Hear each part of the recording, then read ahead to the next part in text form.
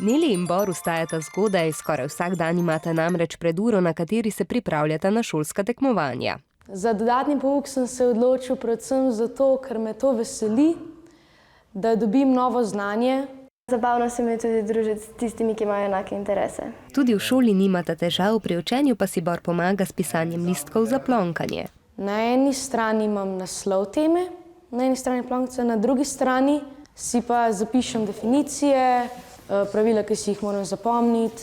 Ker si že med pripravo plonkcev snov ponovi, jih v šoli sploh ne potrebuje. Dan pa ima dobro organiziran. Najprej, ko pridem iz šole, peljem psa na sprehod. Ko pridem nazaj do maminega prihoda, delam nalogo. Tako mu ostane veliko prostega časa, ki ga nameni treningu plesa. Enako strast ima tudi Neli. Urnik treningov, ki so skoraj vsak dan, pa ima kar v glavi.